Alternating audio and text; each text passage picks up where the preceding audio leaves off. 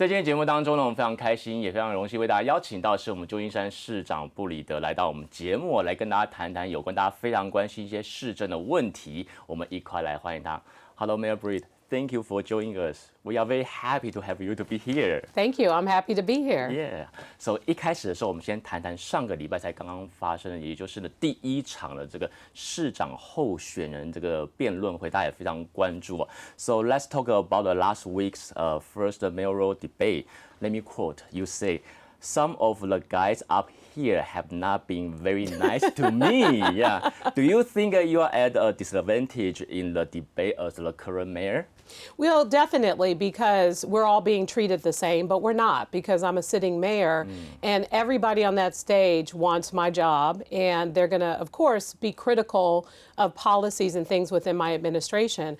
I wish there was more fact-checking of some of the things that were said, because the fact is there was a lot of misinformation, and it was very difficult with how the format was set up to, correct the record and to defend my record on top of that. But more importantly, with the very limited time, you don't get a chance to talk about like your vision. And I'm a sitting mayor, so I get to talk. I should be able to talk about not only what I'm doing, but also what my vision is for the next 4 years. So it was very difficult, but we have another debate scheduled, and I'm looking forward to the opportunity to defend my record, but more importantly, talk about the future of San Francisco. 是，那其实就有一个小环节，就在最后的一个部分的这个时候，我们知道这个市参事会的这个主席派斯金他也说了一些话，而这些话让现场的候选人没有办法当时及时的回答。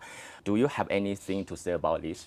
Well, I would just say, Supervisor Peskin and I, we work very closely together on a lot of important issues. And he just took a little bit of a stab at someone who's a big supporter of me, who is very involved in not just successful in the crypto world, but also extremely supportive of San Francisco. Many of the cameras that we have in various merchant corridors are paid for by Avenue Greenlight. He's even providing some information and support financially to different police stations in order to provide resources to help promote and support public safety in San Francisco. So he's not just someone who's wealthy, and he's someone who is investing in San Francisco and committed to San Francisco. So, that's what my response would be. But ultimately, Supervisor Peskin and I work very well together, even though we don't have a lot of agreements around certain housing policies and other things. We can still come together and compromise on the things that we actually agree on. 是的。那其实想跟你比较一下，因为其实你这一次是寻求这个连任，想比较一下，就是说这一次这些竞争对手跟在2018年的竞争对手有什么不一样，而你自己本身有什么最大的不同哦？ Well, I think there was just seems to be a little more diversity. Before, it's all men and mostly white men. So, I mean, I think that's the biggest difference here is, there aren't any other major candidates who are women. Before there was Jane Kim, no LGBTQ, no one who's Asian. So it's really, unfortunate, but this is where we are. And my hope is that I'm able to really focus on the things that I have done and will continue to do to make sure that we are very inclusive. It is clear from the candidates in some of the responses to the answers that they just don't connect with diverse communities of San Francisco. They connect, in many cases, with one constituency of people. And when you are mayor, you need to be able to have relationships with the entire city geographically, as well as ethnically, racially. Those are important things to have is those relationships. 是，这些其实都非常非常的这个重要。那经过这次的辩论之后，我就很好奇，你会觉得说哪一个候选人才是最主要的一个竞争对手 ？So after this debate, which candidates do you think will be the most challenging opponents? None of them are challenging. None of them. None of them. No, wow. I think the thing is, what I'm looking forward to in the next debates is I'm just going to have to say names, and I'm going to have to correct the record. And I think that when they are critical, I need to be able to defend myself. So This first debate was a little challenging because the rules were problematic, but I think that the next debate, the rules have changed. So whether they refer to me as mayor, administration, whatever the criticism is, I'll be able to respond. And more importantly, I will use their names in being critical about, some of the things that they're saying that they did that are not accurate. There's a lot of information that's out there that's just not true that are coming from the candidates, and I look forward to correcting the record. 是，所以这样的话，其实我们知道在辩论当中，就像有些回答，现在回过头来想想看的话，可能有一些不同的这个答案哦。Well, I think it's more so, it was really tough because I definitely needed a lot of time. I'll tell you one of the things that I said, because, Mark Farrell talks about tent encampments and that they were lowered when he was mayor. And in fact, they were 58% higher when he was mayor then than they are today. He talks about crime being lower, and that's absolutely not true. Crime is lower than it's been in 10 years, but also property crime, car break-ins, those kinds of crimes were at its highest when he served as temporary mayor of San Francisco. So I think I would just be a little bit more clear about the differences, because the data doesn't lie. He's out there campaigning and he's telling the public there was something different going on when he served as temporary mayor, and it's absolutely not true, and the data that I have backs that up.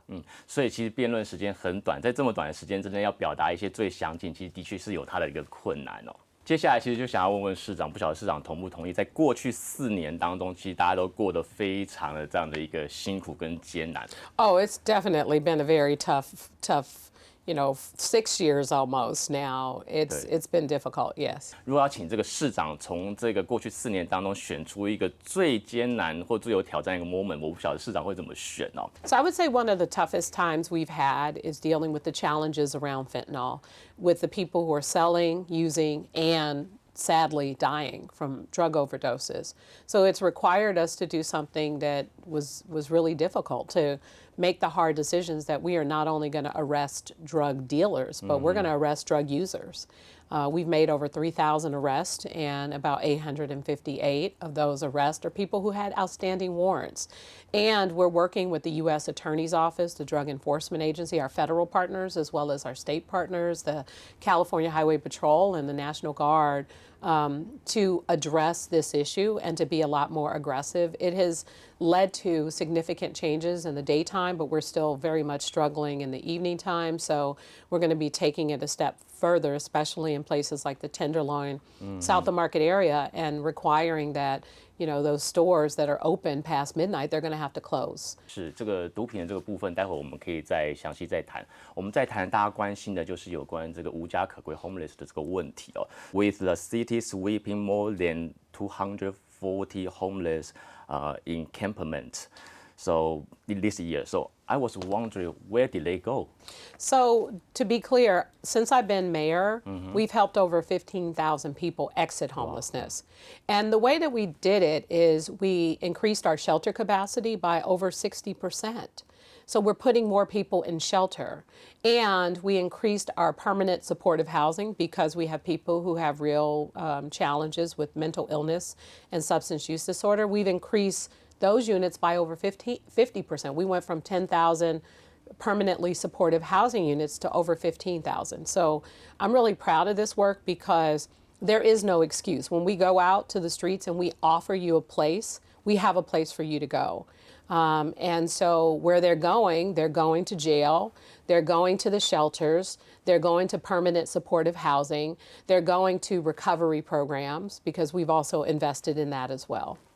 是，还有一个问题，就是大家非常关注，就是有关治安的这个问题。那这个治安问题其实就牵扯到就是警力跟这个预算这个问题哦。So when discussing the balancing the budget and the manpower in the police department, I think there are different opinions in the city hall. So what do you think we have done right or wrong in the past 4 years? Yeah, I would just say that, part of the challenge, even before I became mayor, the previous temporary mayor, Mark Farrell, created, a contract with the police department that, was one that was very upsetting to many members of the police department. And we saw the numbers decline based on the data we have. It started to decline in 2018. I'm really proud that we have not only in the last contract, we are now the highest paid in the region, but we also took our feedback in this contract from many of the officers. What will make you stay? What would stop you from retiring earlier?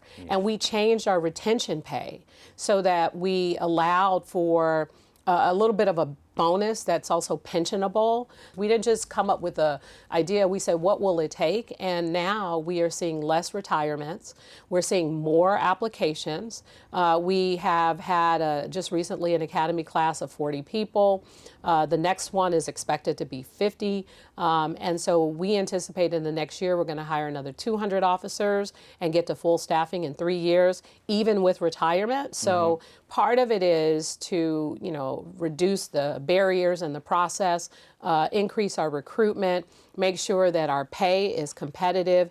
And what we've also noticed, there are more people who are transferring from other law enforcement agencies to San Francisco.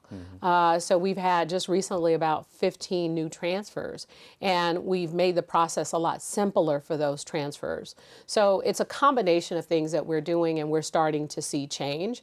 Law enforcement all over the country took a real hit after the tragic death of George Floyd. We've done a great job in implementing those reforms. But at the end of the day, we still need officers. We need to make sure that they are, of course, trained appropriately, but also supported in the work that they're out there doing to serve and protect the public. 是，所以明年还会再增加大概200人的这样的一个警力的问题。那现在回过头来谈谈，刚刚已经谈了一部分，就是有关这个毒品这个跟幼药的这个问题。这毒品跟这个心理健康问题其实是绑在一块的。Do you believe we really can fix this problem? What we're doing now is helping to fix the problem. The tough part is over the many, since even before we were born, drugs, whether it's heroin, whether it's, crack, cocaine, all these different drugs, over time, there have been, ebbs and flows. Some will be popular, some would, die down. And the sad reality about fentanyl is it's so deadly. And the number of young people in this country that are dying from drug overdoses, it's in essence the same as having a loaded weapon.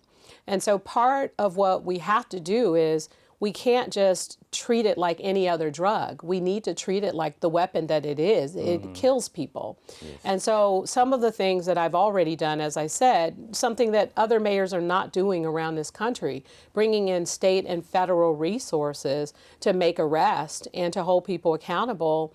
And our district attorney has also been doing a great job. But the other side of it is fentanyl needs to be charged differently than other drugs. I know the DA here is charging people, for example, if it's linked, if the death of that person is linked to you as a seller of that drug, you could be charged in that case. But we have to take it a step further. So we're working to make some changes to state law so that we, in essence, can take it to the next level so that we make it less worth the risk to sell, because we have to eradicate it. It's hard to stop it from coming in, but the question is, how do we make it harder for anyone who's out there selling it? 我想我们问了这个无家可归的问题，也问了这个治安跟警力的这个还有预算的这个问题，当然也问了这个毒品的。接下来问个比较稍微轻松一个问题哦，就是呢，在过去这6年当中哦，又要市长您举出一个你自己非常身为这个旧金山市长，你身为非常骄傲的一件事情，你能举出一件事吗？另外，如果说你后悔的一件事情，你刚才讲你不会后悔，那真的有后悔一件事情可以做更好，又是哪一件事情啊？ So I am most proud of a program that I started because I got my start as a teenager working through the Mayor's Youth Employment and Training Program. Wow. And so these were like paid internships working in organizations throughout the city. And if it weren't for this opportunity, I don't know what I would have done. And the sad reality is when I was growing up, there were a lot of kids who didn't have the same opportunity because there were limited slots. So now we set up a program called Opportunities for All, where any high school student can get a paid internship anywhere in the city. Like no questions asked. If you want an opportunity, you can get it. And so now some of those kids have graduated from college and they're coming back and they're working for the programs and they're actively engaged in doing things in the city. And it's really like creating opportunities for the next generation. Like we are temporary in our work. You know, mayors come and go, supervisors come and go, different elected leaders, but how do we prepare the next generation for these opportunities? It's one of the things I'm most proud of in terms of the work that I've done. As far as regrets, look, I don't live my life with regrets. And what happens is if I make a mistake or if something doesn't go the way that I think it should go, it's important for me to recognize that and to course correct. And I've done that on several occasions. People have said, oh, the mayor's this way and then she's that way. It's like, it doesn't work that way. Is this working? And if it's not, as much as I wanted to do it, then we need to go in a different direction rather than waste money trying to pursue something that isn't actually working. So I'm always, open to new ideas, criticism, and willing to change and willing to admit if I made a mistake and need to do something different. But what I don't like doing is living my life with regrets, and I choose to, in moving forward, rededicate myself to something new if it happens that way. I learned one thing from you is we need to create opportunity for next generation. Yes. It's very important. Yes. Yeah, definitely, because I wouldn't be here. Like, I have a brother who is incarcerated. I have a sister who I lost to a drug overdose. I grew up in poverty, and it would have been completely different for me had it not been for an internship where I was around educated people who pushed me to go to college. Yes. I didn't even know what college was. And I had people who said, you are smart, you can go to college. Well, help me to understand what college, and this is before the internet and all the stuff you can just Google it online. You had to go to the library to learn about these kinds of things. And also you had to know people who were there to encourage you and support you. And that's why it's always so important that as hard as things are with anything else, we have to continue to invest in young people. We have to make sure that our educational system is improved, which is why I work very closely with the school district. And even despite their challenges, I'm still going above and beyond what the city is required to do and making investments in our schools and our kids and all of these various programs that provide some of the most essential support necessary to ensure our children thrive. 好，接下来想请问一下市长，其实我们都知道说，我们旧金山市它是一个国际的这个观光旅游这个城市。那最近也会像有一个超级杯啊，这个所谓的这个超级碗跟世界杯等等，都会来到我们旧金山湾区，也让大家非常的兴奋。So, do you have any plan for continue to boost or support or promote the tourism or the event in these cities? Well, tourism is actually starting to do progressively well in San Francisco. Our flights through San Francisco International Airport is 97% of domestic flights have returned. And we've added 9 new airlines, and we're starting to see a lot of momentum there. But our international flights have exceeded 100% of what they were before the pandemic. So it's really exciting to see more people coming into San Francisco, into the Bay Area. And we're starting to see our hotel occupancy rate at about 80% pre-pandemic levels. So during conventions and other exciting events, there's a lot more. We not only have the FIFA World Cup and the Super Bowl, which will be played at Levi's happening, but all the activities and festivities will be going on in San Francisco. We have the NBA All-Star Game next year in February. That's going to be really exciting for our city, as well as the Laver Cup. Roger Federer was here to announce that. That'll be September of next year. So San Francisco has rapidly become a destination for sports and also for concerts. Both the Oracle Park as well as Chase Center, there are concerts. This has become a destination of fun, a destination of excitement, and it attracts people from all over the world. Pride is coming up, and that's another one where hotels are sold out. It'll be an exciting time for San Francisco, and the more and more that we do, the more we think that people will start to come here. San Francisco has rapidly become a destination. This past weekend, there was a Juneteenth festival. You could hardly walk down the street. It was so crowded. The North Beach Festival was bigger than I've ever seen it before. 25,000 people in Civic Center. And the majority, over 80% of those people, came from outside of San Francisco based on the zip code purchases. I think the momentum is happening, and it's starting to, we're starting to get more people back in our city, and it's really exciting. Don't forget that we have Panda next year, right? Oh, yes. Yeah. You know what? Thank you. You know, I'm going to take you with me everywhere we go. We expect to get pandas at the San Francisco Zoo. And here's the great thing about that. People think, oh, you know, why are we so, excited about pandas? Pandas bring more tourists. Pandas bring people from all over just to visit the zoo, just to get an opportunity to, there'll be lines. 对，当然是谈了兴奋的之外呢，我们要谈一个比较让人家难过。其实我们知道说，现在很多的空房率，包括像是一些商店都空了，还有包括就是一些这个办公室也空了，就是包括 Chinatown 都整个空的 ，pretty empty the whole downtown. So how can you fix this problem? I actually spend a lot of time in Chinatown.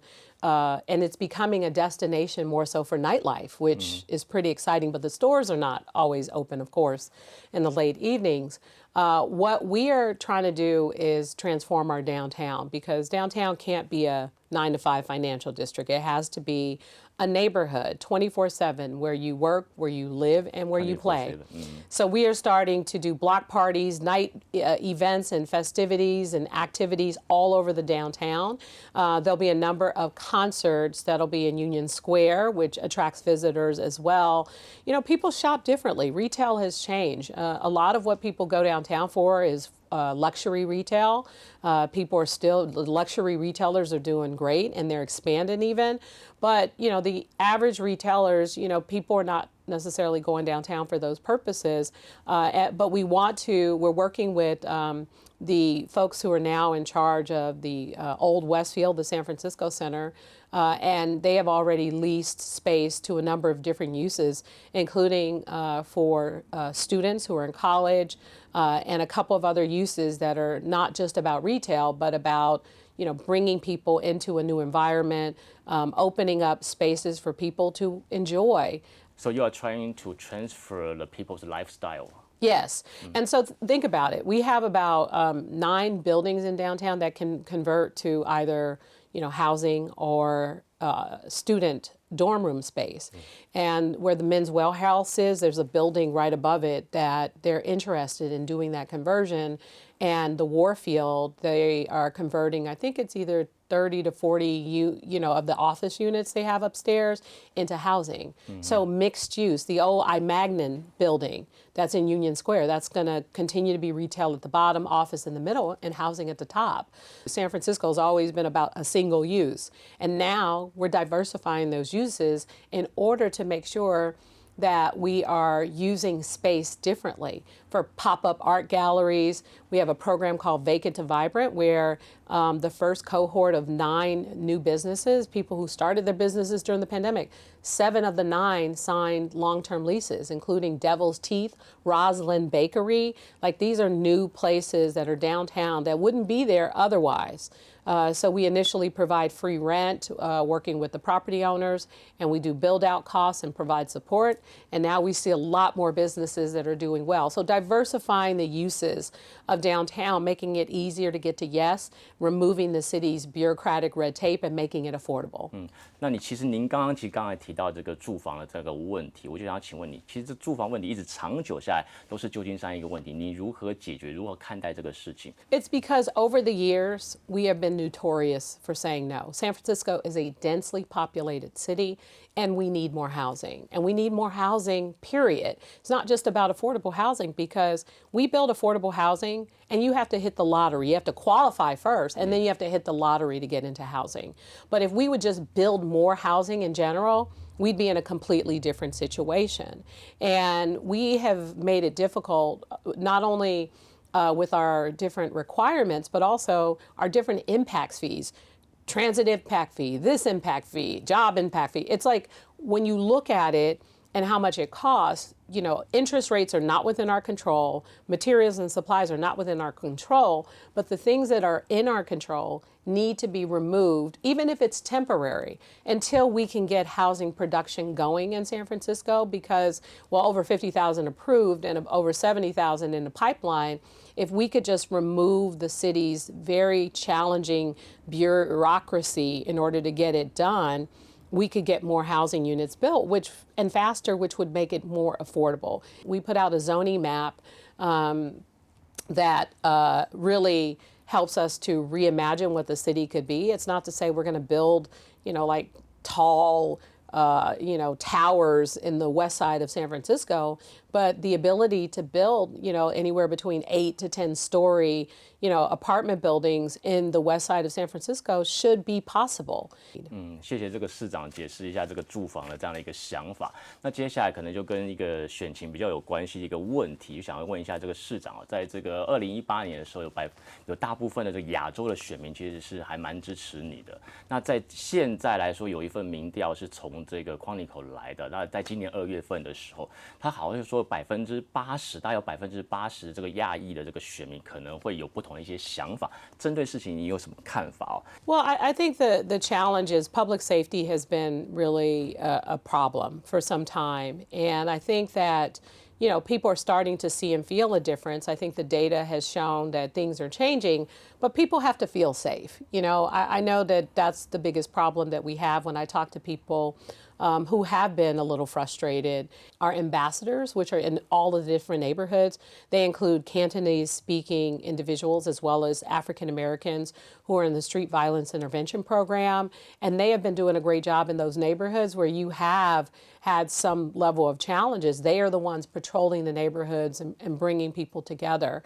So I think when they start to hear about some of the changes we've made, they are more open to it, but they also, want to start to feel safer. A lot of seniors like their independence, and they want to be able to get on the bus, move around the city, and feel safe and not be concerned about being attacked. And that's what I want from them too, because, I'm very sensitive about, grandmas in particular, because I was raised by my grandmother. And if someone had done anything to her, I would just absolutely lose it.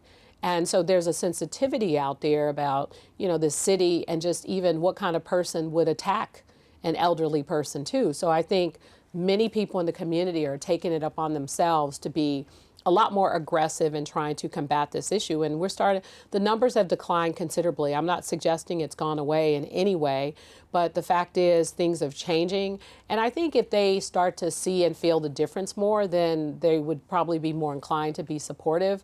So last question for you today. So do we miss anything you want to deliver to our audience? Well, I think that, I'll just want to talk a little bit about, my record. Since I've been in office, I came into office during tragedy. Mayor Ed Lee passed away, I took over, and then I was removed, and then I won my race. And then, as we started to get the city back, together after reeling from that tragedy, then another tragedy strikes, and that is COVID. And it upended our city like nothing we've ever experienced, and it changed the world. And in particular, we know that the API community was impacted significantly and targeted unfairly so because of the political rhetoric that was happening in this country. And from day one, I not only stood up to save lives, but I stood up to ensure that we were protecting all communities with the investments that we made in order to do so. We came out of that, and then the crime just, exploded. And the good news is that San Francisco now has one of the lowest crime rates we've had in 10 years. And it's continuing to trend downward, including violent crime. A lot of the candidates running for office, they're talking about all these things that they're going to do, and they cannot do them. Many of the things that they're talking about, are prohibited by state law.